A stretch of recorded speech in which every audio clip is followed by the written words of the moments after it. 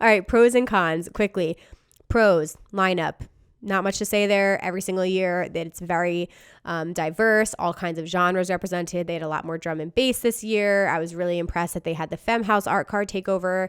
On top of the 9 stages this year, they have the 3 different art cars. They had the Allegiant Rave hanger. They had the Corona Electric Beach stage. Like, there's just so many options. Stage design, in my opinion, was a huge pro. Bass pod was a work of art. Like, so fucking sick. Kinetic field, I didn't even talk about the design, but the beautiful flower in the middle, which at nighttime, 2 of the petals went up and then it turned into the owl at night. So the owl was hidden in the flower, was like such a nice like little touch and little detail. Truly beautiful.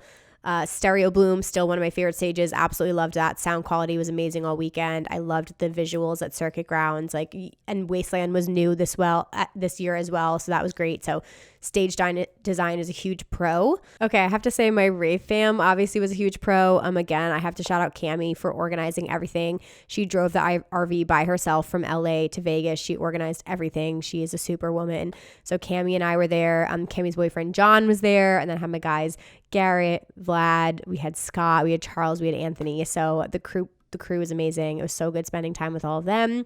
The RV, I'm going to say, was definitely a pro. It was a huge step up from the Moonglow shift pods. I slept better this time. It just was really comfortable. We had the AC. We could use the bathroom. Very happy with the RV for sure. I would say, like I said, the community, the types of people, like you really can't top the energy at EDC. It's just something special. There's just an incredible energy. People are so excited to be there. It was really amazing. Camping, I'm going to say Camp EDC is obviously a pro. It's super convenient.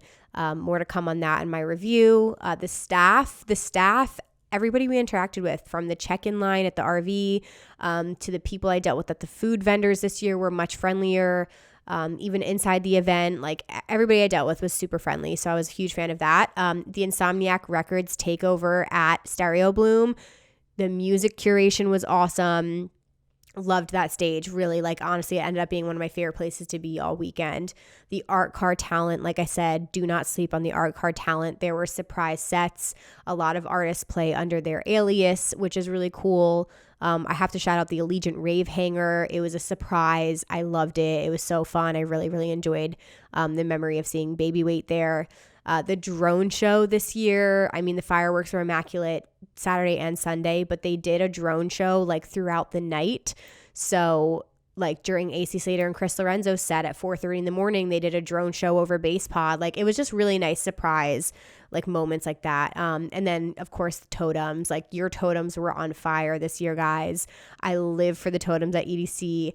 Your sense of humor just continues to surprise me, and you top yourselves every time. Like, I was fucking dying. So I love the totems so much. Cons. So obviously biggest con this year was the sound quality. There was a lot of sound bleed at some of the stages. The volume of the sound was obviously impacted by the weather, which sucked. I had issues at Neon Garden, I would say the most. Bionic Jungle wasn't too bad once you were in the stage.